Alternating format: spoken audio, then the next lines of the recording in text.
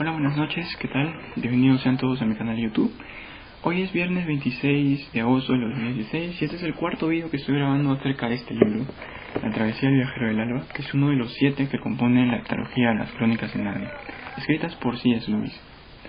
Antes de empezar quiero mencionar simplemente una noticia acerca de la cuarta película, del estreno de la cuarta película de Las Crónicas de Narnia, La Silla de Plata, pero no quiero hablar mucho acerca de esto. No quiero soltar mucha charla y tampoco extender este video demasiado. Así que, bueno, voy a dejar un par de enlaces en la descripción de este video para los que queréis un poco más de información sobre eso. Y bueno, todos los fanáticos de las Crónicas de Narnia, pues lo único que nos queda es esperar. Así que tenemos que ser muy pacientes con eso. A esperar pues hasta el 2018, unos 2 años que pasen. Bueno, los 3 videos anteriores que he estado grabando con respecto a este libro, he estado hablando acerca de muchas cosas, ¿no? Por ejemplo, en el vídeo 1 he hecho un resumen del libro. En el vídeo 1.1 he explicado este asunto del tiempo. ¿Qué es lo que sucede cuando los niños van a Narnia? Y no importa si sea poco o mucho el tiempo que pasen en Narnia, cuando regresan a su mundo, descubren que en su mundo no ha transcurrido ni siquiera un minuto. ¿Y qué es lo que sucede cuando van por segunda vez a Narnia, ¿no? Todas estas cosas, esa explicación del tiempo, hablo en este vídeo 1.1. El siguiente y anterior a este es el vídeo 2, primer punto, en donde hablo acerca de la relación entre la conversión de Eustace, que es el primo de los hermanos Pevensie, y la conversión de Edmund, que es uno de los hermanos Pevensie y que se convierte en rey de Narnia. Edmund el Justo, y yo he hablado mucho acerca de esto, ¿no? Y en este vídeo voy a hablar acerca del segundo punto, ese es el vídeo 2, segundo punto, voy a hablar acerca del argumento del deseo, poniendo como personaje principal para este propósito al ratoncillo Ripichi, que va a navegar en este barco que se llama el Viajero del Alba, junto con el rey Caspian, con varios marinos, desde Ker Parabel hasta las 7 islas y después hacia las Islas Solitarias. Y en ese tramo entre las 7 islas y las Islas Solitarias se le van a unir Edmund, Lucy y Eustace, y van a ir hacia las Islas Solitarias y después hacia el fin del mundo, ¿no? Más hacia el este y hacia la nación de Aslan, pero no van a llegar hacia la nación de Aslan excepto Ripichi. Ripichi es el único que va a la nación de Aslan y hasta ahora pues todavía sigue viviendo ahí.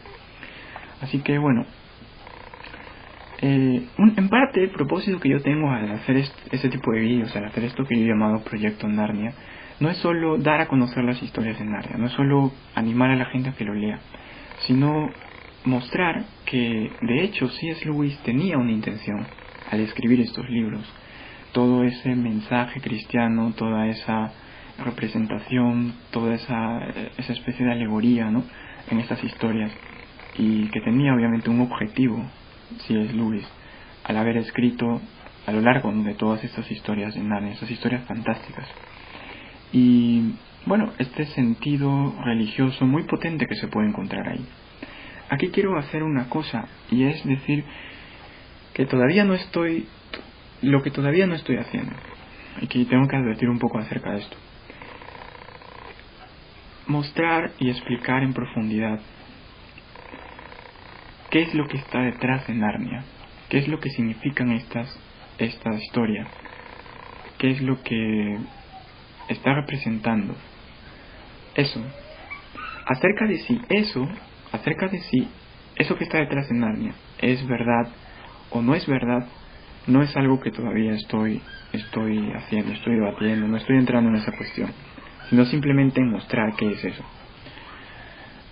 Y bueno, simplemente nada más para aclarar, ¿no? Entonces yo quiero empezar aquí este vídeo hablando un poco acerca de un personaje muy antiguo del siglo IV a.C., que es precisamente Aristóteles. Aristóteles era un filósofo que desde muy joven fue a la academia de Platón. Platón fue su maestro, ¿no?, a estudiar. Y pues él no era de Grecia, él era macedonio, de la región de Estágira, por eso se le llama también el Estagirita.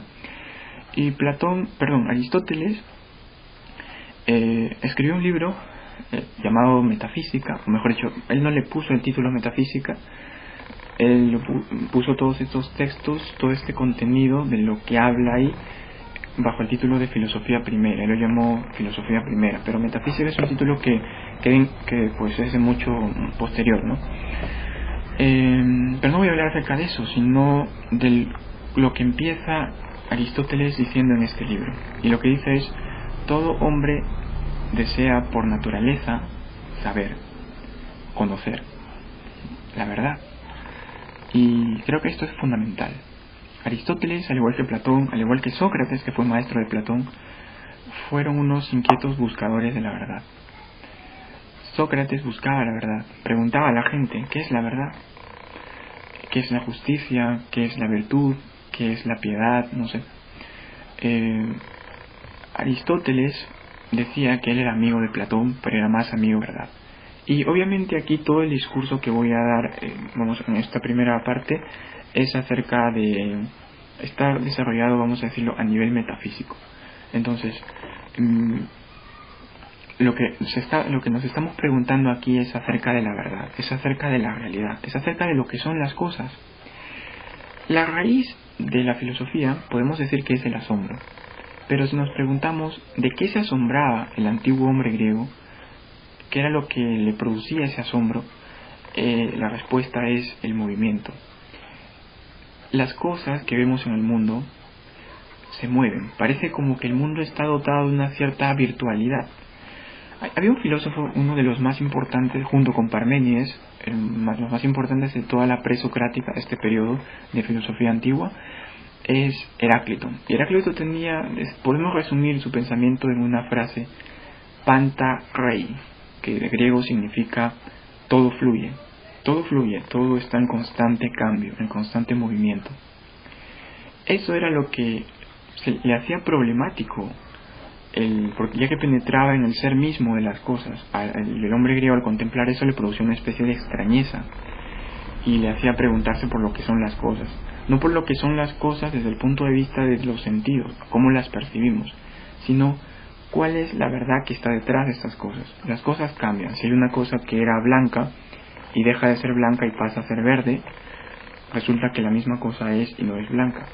Si algo que era deja de ser, resulta que la misma cosa es y no es. La contradicción y la multiplicidad que hay en las cosas es lo que produce esta especie de extrañeza, y es lo que le hace problemático, ¿no? Y entonces uno se pregunta acerca de lo que las cosas son, las cosas en cuanto son, y es esto donde viene la metafísica. ¿Qué es lo que es verdad? Si las cosas cambian, ¿qué son de verdad? ¿Qué son siempre? ¿Qué es lo que permanece? En otras palabras, ¿cuál es el fundamento? ¿O cuál es la verdad? Y esto es bastante interesante. Nosotros, los seres humanos, nuestra mente busca la verdad. Buscamos la verdad en este mundo. Y la encontramos en cierto sentido. Pero no importa cuánta verdad consigamos en este mundo, nuestra mente permanecerá insatisfecha. No será suficiente. Buscamos el bien, pero no importa cuánto bien saquemos de este mundo, no será suficiente. Nuestra voluntad busca la justicia, y lo encontramos en cierto sentido. Piense, por ejemplo, en el movimiento de los derechos civiles, en el fin del apartheid, en la disolución de la Unión Soviética. Todas estas cosas maravillosas, triunfos de la justicia. Pero no importa cuánta justicia saquemos de este mundo, nunca será suficiente. Estaremos todavía insatisfechos. Hay algo, un deseo que nos empuja más allá de este mundo. Y este enfoque es lo que se denomina el argumento del deseo. Hay muchas personas, que incluso creyentes, que no están de acuerdo tanto con este argumento, que piensan que no es un argumento realmente sólido. En mi caso concreto, yo no estoy tratando de utilizar este argumento para probar lo que a menudo muchas personas intentan probar o demostrar al exponer este argumento. Así es que quiero que se quede bien claro eso primero. Entonces, es esto, ¿no? Yo lo he comparado, como dije aquí, con el personaje de Rinpoche, y por eso le he sacado este libro, precisamente he utilizado esto para hablar acerca de ello, porque además el argumento del deseo es algo que se convierte en el tema principal en los libros de C.S. Lewis, y en la vida, digamos, en la misma vida de C.S. Lewis. Y si bien es cierto, no hay ningún libro que hable específicamente sobre el argumento del deseo, lo habla en todos sus libros, en una cierta manera. A menudo vuelve con eso siempre, porque era lo que le preocupaba, ¿no? Y es, vamos a decirlo, tiene bastante relación y bastante que ver con ese momento, con lo que le pasó, con ese instante de conversión en la vida de C.S. Lewis. Este ratoncillo Ripichi es un ratoncillo que es muy valiente, tiene una espada, y él siempre, ante cualquier amenaza, es el primero en sacar la espada. De hecho, si habéis leído este libro, podéis encontrar que el príncipe Caspian, el rey Caspian incluso, había dicho que si Ripichi seguía hablando, lo iba a amarrar, y cosas así, ¿no? Porque a Ripichi no le importaba si su equipo estaba en ventaja o en desventaja. Para él el honor era muy importante, y él sacaba su espada y no le importaba, él quería luchar. Y era muy bueno, muy hábil en el arte de la lucha, ¿no? Había participado en batallas y demás. Pero hay una palabra clave que menciona Ripichi. En el libro no lo dice, pero en la película sí, creo que eso es algo muy bueno. No creo que haya sido intencionalmente, pero aún así es algo que quedó bien. A menos, ¿no? Y esta palabra clave es deseo. Y precisamente estamos hablando acerca del argumento del deseo. Ripichi dice que ha tenido el deseo de visitar o de conocer desde muy pequeño la nación de Aslan. Y esto tiene un origen en lo que una criatura del bosque, que es una dríada, pronuncia sobre él, y dice que Ripichi lo recuerda desde la cuna. Yo no sé exactamente cómo es esto posible, porque Ripichi había sido antes un ratoncillo no parlante, ¿no? Pero bueno, en cualquier caso creo que podemos hablar de eso más adelante, ¿no? Bueno, y este es el poema, dice: donde el cielo y el agua se unen. De hecho, hay, y en la película se puede ver esto, una ola como de 9 metros de altura cuando llegan casi al fin del mundo, y más allá estaría la nación de Aslan. Es una ola que parece que está permanente, que permanece eterna, de manera fija, ¿no? De esa forma. Dice: donde el cielo y el agua se unen, donde las olas dulces se vuelven, y de hecho ellos comprueban que el agua, cuando están casi acercándose, es dulce, ya no es salada. Y Ripichi se acuerda de este poema. Y hay algo muy curioso que sucede ahí, y es que ellos ya no están cansados, ni sienten sueño, ni hambre, ni nada. Es algo bastante extraño lo que sucede aquí. Ripichi, si algo buscas, no lo dudes, la respuesta hallarás en el este. Y Ripichi, como dije, es el único que realmente llega a ir a la nación de Aslan. Así que yo creo que eso es bastante interesante, ¿no? De hecho, hay una cosa que se describe aquí que lo voy a leer en un momento. Es esto más o menos para poder entender lo que es el argumento del deseo, y que podemos verlo en la misma vida de C.S. Lewis. Y esto no es algo novedoso, no es algo que C.S. Lewis se haya inventado, es algo que ya lo vienen diciendo pues de hace muchos años, ¿no? Por ejemplo, en el siglo IV, San Agustín, en su libro Las Confesiones, había escrito en el primer libro, un momento decía: porque nos hiciste, Señor, para ti, y nuestro corazón estará inquieto hasta que descanse en ti. Y C.S. Lewis tiene una frase también bastante parecida, que aparece en su libro The Weight of Glory, que es esto: si yo encuentro en mí un deseo que ninguna experiencia de este mundo puede satisfacer, la explicación más probable es que fui hecho para otro mundo. Esto es bastante interesante, pero ese es el corazón.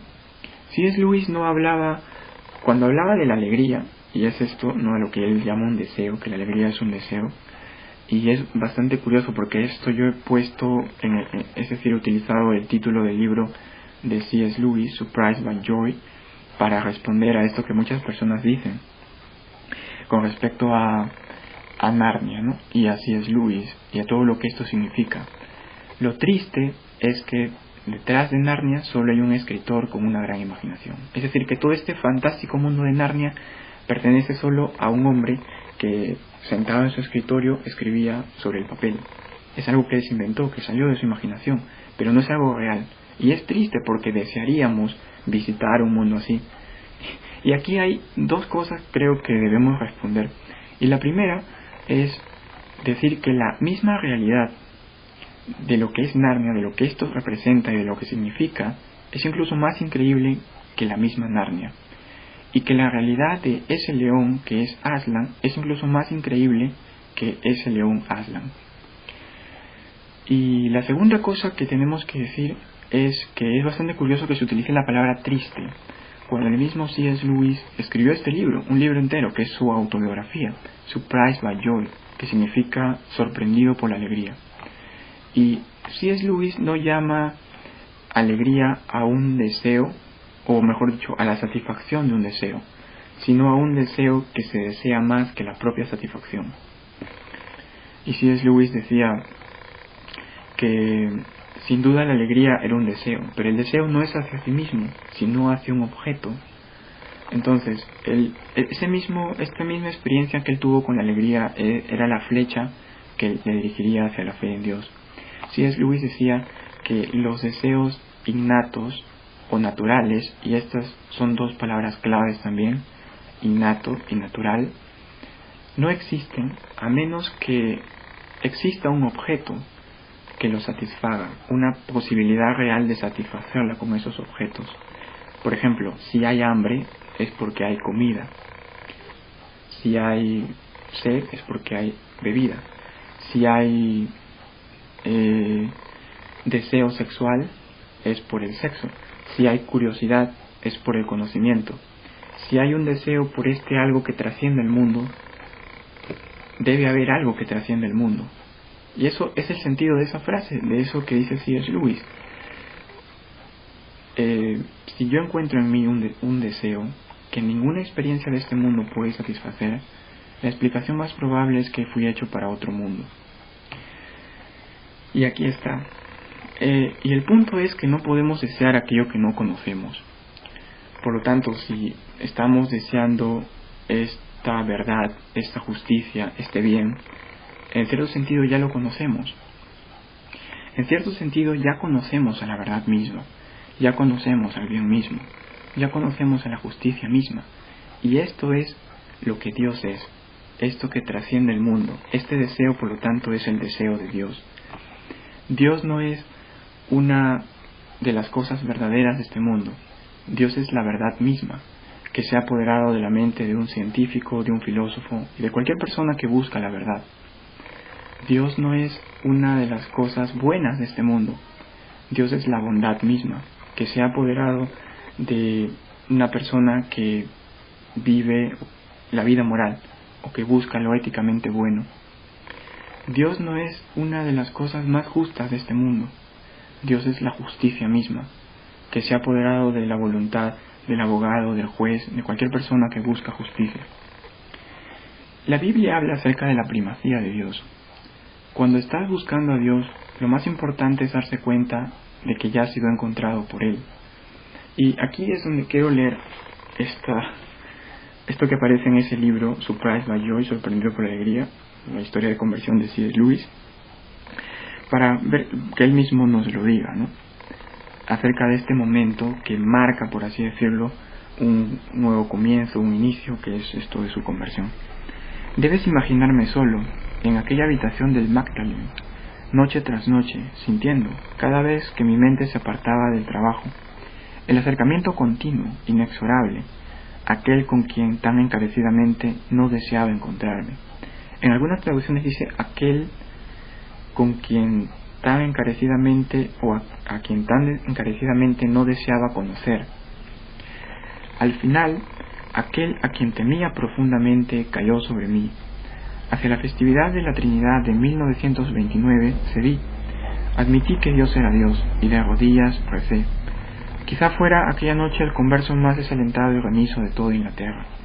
C.S. Lewis lo que nos está diciendo aquí es mostrando su propia lo que le pasó, ese momento, ese preciso momento en el que parece que él estaba escapando de Dios, pero que no había ningún lugar donde él pudiera esconderse de él.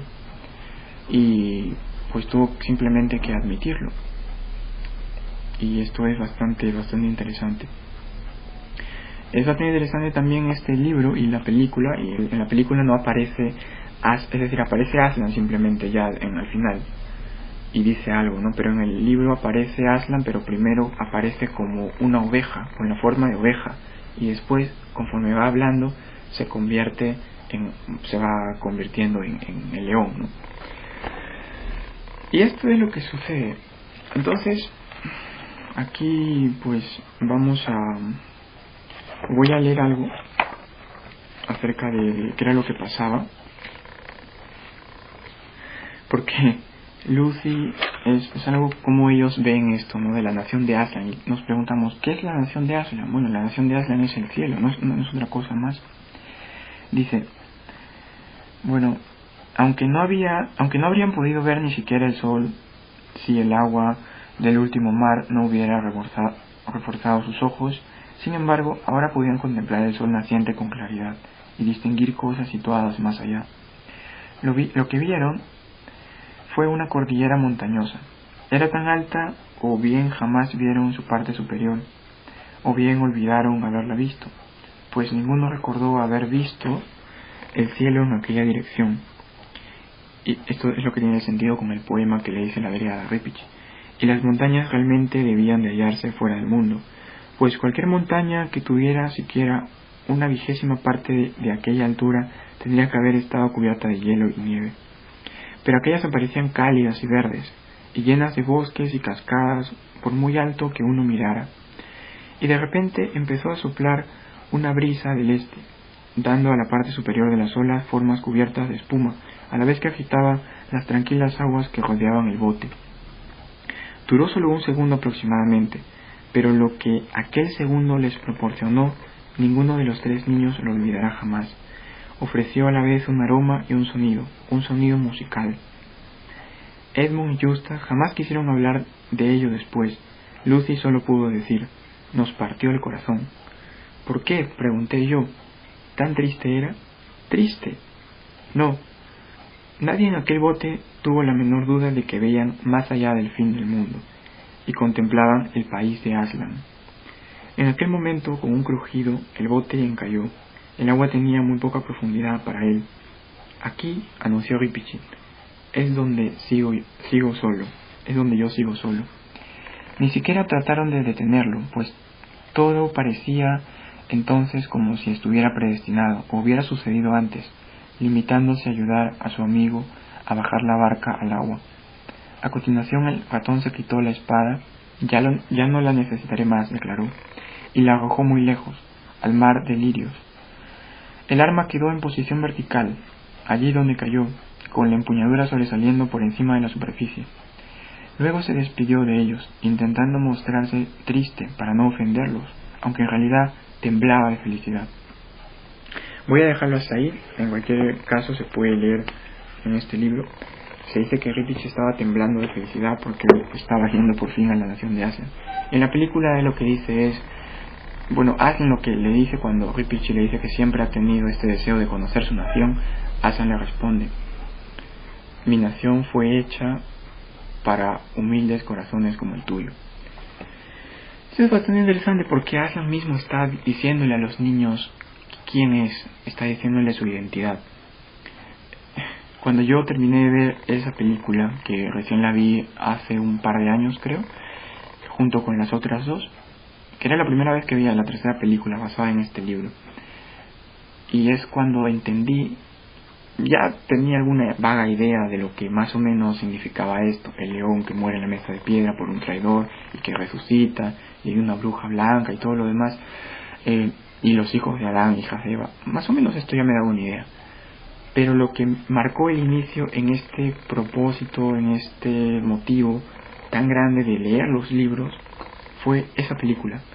Esa película que vi y lo que Aslan dijo al final fue lo que me motivó al empezar a leer los libros de C.S. Lewis y a leer a C.S. Lewis y a investigar sobre su historia de conversión. Porque Aslan, como dije ahí menciona quién es él. Es decir, Dios llevó a unos niños a un mundo mágico para poder darse de alguna forma a conocer y para que de esa forma pudieran ellos encontrarle en este mundo. Yo de hecho me había preguntado alguna vez cuando había terminado de ver estas películas, y no sé por qué me preguntaba esto, pero era algo que estaba en mi mente. Me parece que tal vez, no sé, a C.S. Lewis le pasó algo similar. Y bueno, es en parte todavía algo que estoy tratando de buscar, ¿no? Así que es lo que estoy buscando. Al leer los libros de C.S. Lewis es muy interesante y es muy bueno. Así que bueno, eso sería todo. Ya lo sabéis, este es el último vídeo sobre este libro, La travesía del viajero del alba, que corresponde a esto que he llamado Proyecto Narnia. Ahora vamos a dejar Narnia un poco respirar en paz. Obviamente hay muchas otras preguntas, ¿no?, que se suelen hacer con respecto a Narnia, acerca de si es justo o no es justo que un escritor introduzca de alguna forma sus creencias en unos libros que son para niños, o acerca de si esto mismo en lo que él creía es verdad o no. Son preguntas interesantes, pero como alguno podrá haber dicho alguna vez, hay que dejarlo mejor para el final.